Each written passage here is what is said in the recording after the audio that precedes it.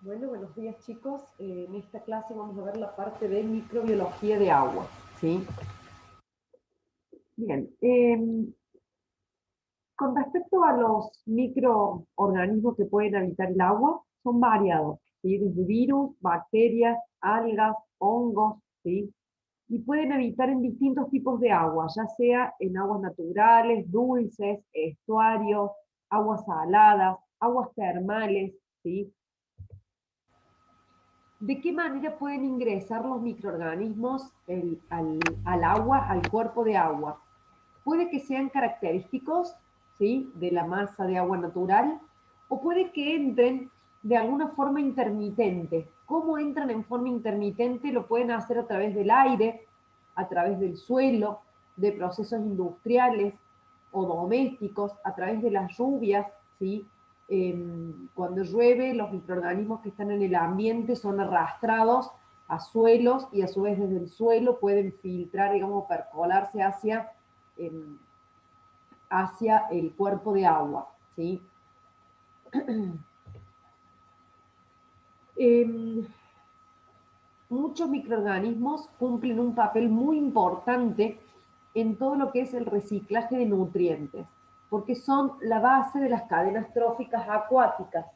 Tienen la capacidad de, digamos, de reciclar la materia orgánica, degradándola, ¿sí?, y generando otros compuestos que son disponibles para otros organismos. Este proceso se llama mineralización, ¿sí? Justamente este proceso de mineralización es la descomposición de todos los restos vegetales y animales, de todos los restos orgánicos, a través de este proceso de mineralización que llevan a cabo muchos microorganismos, ¿sí?, se transforman en materia inorgánica, ¿sí? A estas bacterias que son no fotosintéticas y estos hongos que llevan a cabo este proceso de mineralización, se los conoce como los descomponedores primarios, ¿sí? Este proceso de degradación de la materia orgánica que llamamos mineralización tiene distintas etapas, ¿sí? En un primer momento los restos orgánicos son degradados o son atacados por microorganismos aeróbicos, ¿sí? Lo que va a suceder es que sus componentes se oxidan. ¿Qué sucede? Estos microorganismos aeróbicos van a consumir el oxígeno, justamente porque son aeróbicos, ¿sí?, y van a degradar o van a generar este primer paso de degradación de los restos orgánicos. Cuando el oxígeno se consume, se va a generar un microambiente que es anaeróbico. Y esto justamente va a favorecer el desarrollo de microorganismos que son fermentadores. Los productos que se generan van a difundir a otras regiones donde hay oxígeno, ¿sí?, o bien pueden ser oxidados en forma anaeróbica, ¿sí? De esta manera, la materia orgánica se transforma fundamentalmente en dióxido de carbono. En condiciones aeróbicas, ¿sí?, se van a desarrollar organismos autótrofos a expensas justamente de los productos de esta mineralización. Cuando hablamos de conversión de la materia orgánica, estamos hablando de que, por ejemplo, el carbono orgánico sí se puede oxidar a dióxido de carbono, en el caso del hidrógeno a agua, el nitrógeno a nitratos, ¿sí?, o a nitritos, el azufre a sulfatos, sulfitos y así, ¿sí? Entonces, toda la materia orgánica se va a transformar a su forma inorgánica y de esta manera pues, estos nutrientes pueden ser aprovechados por otros organismos, generalmente los organismos fotosintéticos. Vamos a ver algunas características de cambios organolépticos, ¿sí?, que pueden ocurrir en el agua. Esto se puede dar por un proceso de eutrofización y también por la presencia de algunos tipos de bacterias. Cuando hablamos de eutrofización, hablamos de un proceso que consiste en un enriquecimiento excesivo, ¿sí?, de las aguas con ciertos nutrientes, particularmente nitrógeno y fósforo, a un ritmo, ¿sí?, exacerbado. exagerado, que no va a poder ser compensado por el proceso de mineralización, ¿sí? ¿Qué es lo que ocurre? Esta contaminación, ¿por qué aparecen estos nutrientes excesivos en el agua? Esta contaminación proviene de centros urbanos, de industrias, de muchos fertilizantes o pesticidas que contienen nitrógeno, fósforo. ¿Qué es lo que ocurre? Las plantas y otros organismos van a crecer de manera descontrolada por la presencia de estos componentes, y cuando estas plantas mueren, ¿sí?, la descomposición de estas plantas y de estos organismos produce una disminución en el oxígeno. ¿Qué quiere decir esto? Crecen demasiado estas plantas o algas o organismos, ¿sí?, y no van a poder ser degradados por los microorganismos, ¿sí? ¿Qué es lo que ocurre? El proceso de descomposición va a quedar incompleto, ¿sí? ¿Por qué? Porque se produce una disminución de oxígeno y no hay una, digamos, una descomposición completa, ¿sí? Entonces, esto empieza a generar mal olor y esto va a producir una disminución en la calidad del agua, ¿sí? Como resultado final, bueno, el ecosistema está dañado, ¿sí? Bueno, acá es un poquito el mismo esquema, ¿sí? Pero para que vean que esto empieza a hacerse una situación cíclica, porque partimos de un aporte, digamos, exagerado de nitrógeno y fósforo, ¿sí? Esto genera la producción de fitoplancton, de algas y de plantas, también una producción exacerbada. Esto también va a contribuir, ¿sí?, a que va a aumentar la turbidez en el agua. Al aumentar la turbidez en el agua, va a ocurrir una disminución de la penetración de la luz. Entonces, esto va a generar que mueran muchas plantas del fondo, ¿sí? Entonces, ahí es donde empezamos a tener un exceso, ¿sí?, de material orgánico por degradar, ¿sí? Va a disminuir el oxígeno disuelto en el agua, ya sea por, digamos, fundamentalmente por el consumo de los microorganismos que están tratando de degradar esa gran cantidad de materia orgánica. Si no hay oxígeno, mueren los microorganismos, ¿sí? Y esto termina en, digamos, en la descomposición de esta materia orgánica. Entonces, cada vez tenemos más materia orgánica, ¿sí?, por descomponer, pero no tenemos los microorganismos necesarios para generar esta descomposición. Entonces, esto es lo que se conoce como proceso de eutrofización, ¿sí? Por otro lado, existen bacterias que también van a contribuir a la disminución de la calidad de agua. Particularmente podemos nombrar ferrobacterias o sulfobacterias, ¿sí? ¿Qué es lo que ocurre con las ferrobacterias? Bueno, estas ferrobacterias oxidan en general el carbonato ferroso, generando un hidróxido que es insoluble. Lo que va a ocurrir es que este hidróxido insoluble se empieza a depositar en distintos materiales, ¿sí?, y esto genera obstrucción de muchas cañerías y demás. Algunos indicios de la presencia de este tipo de bacterias son cambios en el sabor o en el olor del agua. En general se crea un ambiente favorable para el desarrollo de sulfobacterias.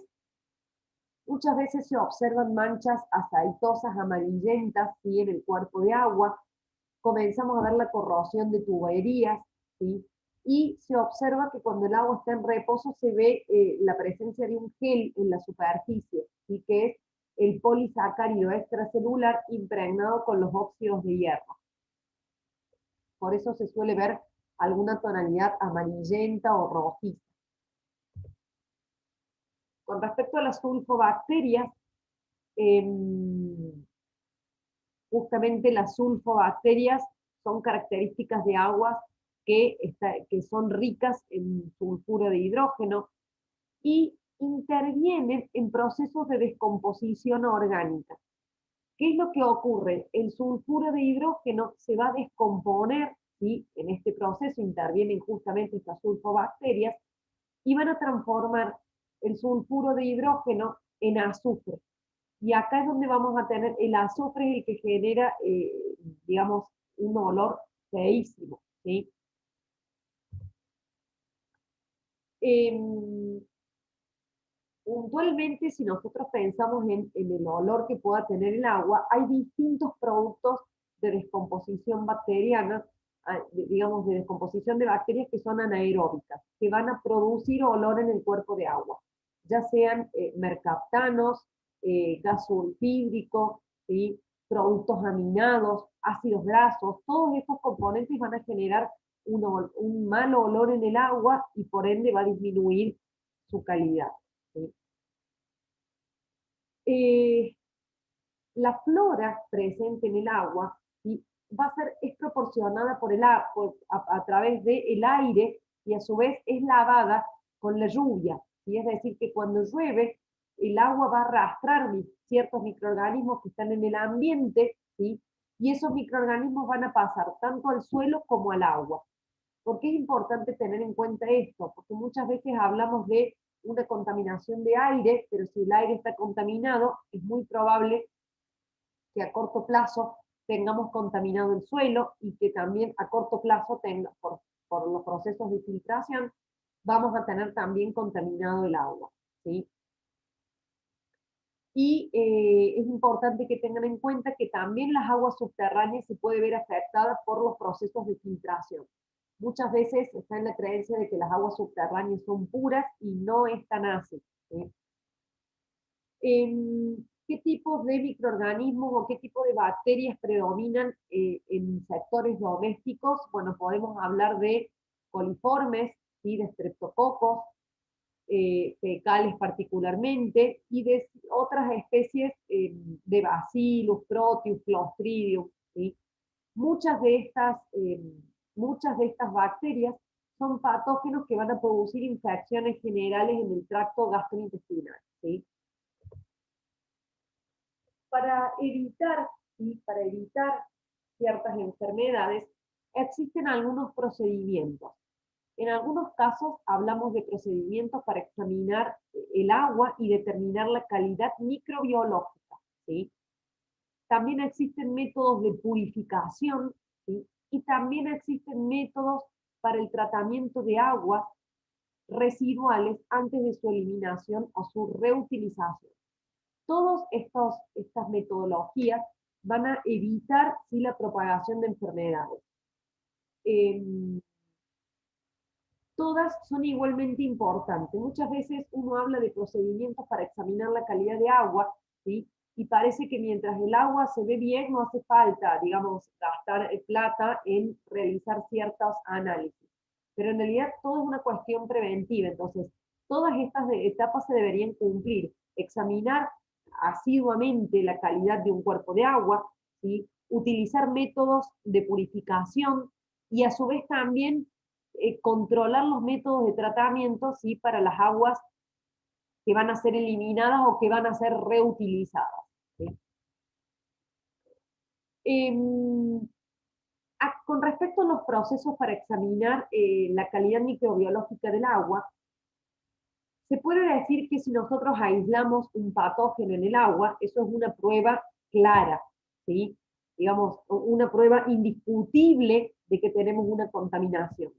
Pero muchas veces es difícil aislar o encontrar o pescar ese microorganismo patógeno que probablemente está en una baja concentración. ¿Sí? Entonces puede que ese patógeno no sea tan fácil de aislar o de identificar. Eh, Debido a esto, ¿sí? Es que vamos a ver que vamos a analizar ciertos indicadores. ¿Sí? ¿Para qué se hacen estos análisis de agua? Bueno, se realizan para evaluar la calidad, si hablamos de aguas que son de abastecimiento doméstico, también para evaluar la calidad de aguas costeras o destinadas a recreación. También se puede evaluar la influencia o detectar si hay alguna influencia negativa de pozos sépticos, ¿sí? Ver qué está ocurriendo con el aporte pluvial y también cuantificar las influencias de descargas industriales. ¿Sí?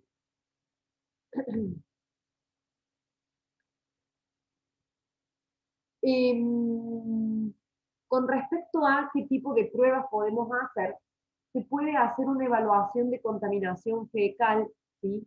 y para esto lo que se utiliza generalmente es la prueba de determinación de coliformes. Y también, dependiendo de cada región, puede haber pruebas microbiológicas reglamentarias, ¿sí? Para cada zona, ¿sí? Pero en general una prueba de coliformes en agua, digamos, es lo básico que uno habitualmente hace, ¿sí? Para determinar la calidad microbiológica. Ya lo habíamos visto, los coliformes, bueno, los fecales son coliformes totales que tienen la capacidad de fermentar la lactosa, produciendo ácido y gas, ¿sí? A temperaturas elevadas. Los coliformes totales, aquellos coliformes que no son de origen fecal, van a fermentar la lactosa y producen ácido y gas a temperaturas, digamos, aproximadamente unos 35 grados. Y a su vez, las que son fecales son más resistentes y tienen la capacidad de hacerlo a temperatura un poquito más elevada. Digamos, los géneros comprendidos, digamos, entre estas coliformes son los que están mencionados ahí: Escherichia, Klebsiella, Enterobacter y Citrobacter, ¿sí?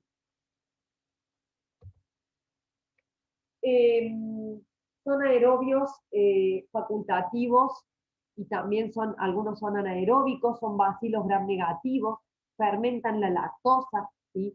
Son organismos indicadores. Recuerden que esto no necesariamente está indicando que sea un patógeno, ¿sí? Y el medio recomendado para realizar, digamos, la evaluación es el verde brillante bilis al 2% y por la técnica del número más probable. ¿Cómo se realiza esta técnica? Bueno, hay distintas metodologías, ¿sí? Se puede hacer un contaje, digamos, en medio directo, se puede realizar la técnica del número más probable, que es una técnica indirecta, ¿sí? Basado en una probabilidad estadística, o se puede utilizar un método de filtro de membrana, ¿sí? ¿Qué es lo que se hace para la técnica del número más probable? Se realizan distintas diluciones, ¿sí? Y se evalúa el número de tubos con crecimiento, ¿sí? Y a partir de ahí uno va a una tabla y determina cuál es el número más probable. Acá tenemos la técnica, un ejemplo. Hay muchas variables, ¿sí? Para aplicar esta técnica, entonces se pueden encontrar con distintas variables. A partir de la muestra de agua se puede hacer una dilución. ¿Qué se hace con esta dilución? Se diluye la muestra, ¿sí? Digamos, 10 mililitros, 1 mililitro y 0,1 mililitro. Y a partir de ahí se tienen 3 diluciones, ¿sí? Entonces, y esto se hace por quintuplicado, es decir, que de esta dilución yo voy a hacer 5 tubos para cada una de las diluciones, ¿sí? Lo que se hace posteriormente es evaluar cuántos tubos presentan crecimiento, ¿sí? Es de esperar que la muestra más concentrada tenga más tubos con crecimiento. Puede que no sean necesariamente todos, ¿sí? Entonces, por ejemplo, si en este ejemplo, en estos tubos, que son iguales, ¿no? Porque son todas la misma dilución, hubo crecimiento en los 5, ¿sí? Entonces, marcamos el número 5. A lo mejor en esta dilución solamente se observó crecimiento en 2. ¿Cómo se observa ese crecimiento? Bueno, depende de con qué medio estemos trabajando. Generalmente es el verde brillante bilis y con la campanita de Durkheim para evaluar la formación de gas, ¿sí? Supongamos que acá de estos 5 hubo 2 que presentaron crecimiento y que de estos 5 hubo 1 que presentó crecimiento. Bueno, con ese valor, con este código 521, uno va a una tabla y se fija, ¿sí? En cuál es el número más probable. Existen distintas fases. En una fase presuntiva se puede hacer simplemente con tubos que tengan un caldo con lactosa, un caldo lactosado, ¿sí? Si yo obtengo una prueba positiva, puedo hacer una fase confirmatoria evaluando con tubos que tengan verde brillante bilis, ¿sí? Y si esto me da positivo, se puede hacer una prueba completa, ya sembrando en placas de MB, ¿sí?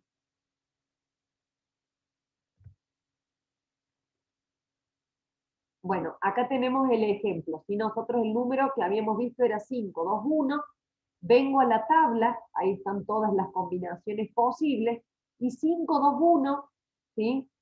Me da 70. Esto es lo que tenemos. Bueno, y ahí tenemos los límites de confianza y demás. Significa que el número más probable para coliformes totales es de 70, ¿sí? 70 cada 100 mililitros. Eso sería lo que uno informa, ¿sí? Bien, con respecto a la contaminación que se debe a materia orgánica demandante de oxígeno, ¿sí? ¿A qué nos referimos? La materia orgánica que es biodegradable, ¿sí? Puede marcar cambios en un cuerpo de agua, ¿sí? ¿Por qué? Principalmente porque va a alterar o va a modificar la proporción de oxígeno o la cantidad de oxígeno que tenemos disuelta. Por eso se dice que la materia orgánica es demandante de oxígeno, porque para que esa materia orgánica se degrade, tienen que actuar microorganismos que van a consumir oxígeno. Entonces, mientras más materia orgánica haya en el cuerpo de agua, ¿sí? Mayor consumo de oxígeno vamos a tener, ¿sí? Y el oxígeno tiene una solubilidad más baja, digamos, relativamente baja en el agua, ¿sí? Y por ende, digamos, a su vez se puede consumir rápidamente por los microorganismos que están intentando degradar la materia orgánica, ¿sí? Por ello es que se mide, ¿sí? La DBO o la DQO. La DBO es la cantidad de oxígeno que requieren las bacterias, ¿sí? Para descomponer materia orgánica bajo condiciones aeróbicas. Por eso hablamos de demanda biológica o bioquímica de oxígeno. La DQO, ¿sí? Es la cantidad de oxígeno que se requiere químicamente, ¿sí? Y abarca otras necesidades de oxígeno, ¿sí? Porque en este caso hablamos de una oxidación completa de la muestra. Uno considera que la DBO está incluida dentro de la DQO, porque dentro de la demanda química, ¿sí? Encontramos la demanda biológica y además otro tipo de reacciones, digamos que son oxidaciones de tipo inorgánica, ¿sí? ¿Cómo se realiza esta prueba de DBO? Bueno, se puede diluir la muestra si hace falta, ¿sí? Se ajusta la temperatura a 20 grados, se airea la muestra por agitación, ¿sí? Hasta llegar al nivel de saturación. Es decir, uno tiene que airear la muestra agitándola y con eso uno entiende que todo el oxígeno posible se ha disuelto y la muestra está saturada con oxígeno. Y se llenan, ¿sí? Con esta muestra distintas botellas. El tipo de botella es un Winkler, ¿sí? A una de esas botellas se le mide el oxígeno que sería en la medida inicial y las demás se van a dejar incubando por 5 días a 20 grados centígrados. Cuando transcurre este tiempo, ¿sí? Se va midiendo el oxígeno presente. Bueno, a ver, uno puede dejar los 5 días o se puede ir midiendo una botella por día y tener una curva. Eso depende cómo uno lo mide. Pero finalizado este tiempo, cuando uno mide, lo que uno va a obtener es el oxígeno que había inicialmente, porque se midió, digamos, inicialmente con, digamos, un nivel de saturación, y durante ese tiempo, por ejemplo, los 5 días, se mide cuánto oxígeno se ha consumido. Y entonces por eso se hace la resta, y la diferencia, ¿sí? En la cantidad de oxígeno es el valor de la DBO que tenemos en la muestra, es la demanda biológica de oxígeno, es decir, cuánto oxígeno tuvieron que consumir los microorganismos para degradar la materia orgánica presente, ¿sí? Eh, con respecto a el monitoreo y en la calidad de agua, hay distintos ensayos o distintos exámenes que se le hace al agua, ¿sí? Se determina el pH, se determina la conductividad eléctrica, ¿sí? Sulfatos, nitratos, cloruros. Hay muchísimos ensayos que van a marcar la calidad del agua. La dureza, si tenemos presencia fundamentalmente de carbonato de calcio, carbonato de magnesio, ¿sí? Sodio, potasio. También se realiza una medición de bacterias coliformes, de las coliformes totales y las fecales, y DBO y DQO. Es decir, todas estas medidas deberían estar cuando uno va a hacer un análisis. particularmente nosotros estamos mirando la parte microbiológica, pero si hablamos de calidad de agua, ¿sí? Hay muchos parámetros que uno debe analizar. ¿Estamos? Y lo importante es realizar un monitoreo constante. Ya lo vamos a volver a ver cuando veamos la parte de bioremediación, que muchas veces es importante detectar un sistema, por ejemplo, un cuerpo de agua que está disminuyendo su calidad, es importante detectarlo a tiempo, porque muchas veces si lo detectamos tarde ya no es fácil revertir digamos, el daño provocado, ¿sí? Entonces es importante que se generen, que se realicen monitoreos habituales, ¿sí? Y cuando se realiza un monitoreo, por ejemplo, en un cuerpo de agua, uno tiene que tener en cuenta en qué estación se hace, si es una época seca, si hubo vientos, si no hubo vientos. La información tiene que ser completa. ¿Por qué? Porque esto después va a ser comparativo. Entonces, ¿dónde se toma la muestra de agua? ¿En qué estación del año se toma? ¿Sí? Porque muchas veces, por ejemplo, las poblaciones de microorganismos pueden variar, la temperatura del agua puede variar. Entonces, si hubo o no hubo lluvias, si hubo vientos o no hubo vientos, si hubo crecidas en el río, supongamos que el cuerpo de agua es un río, si hubo crecidas o no. Entonces, todo esto me va a ayudar a hacer un análisis comparativo y poder ir monitoreando, ¿sí?, la calidad del cuerpo de agua, ¿sí? Bueno, hasta acá quedamos con esta clase y ya, digamos, esta clase abarca todo lo que era microbiología de agua, ¿sí? Así que bueno, muchísimas gracias, nos vemos.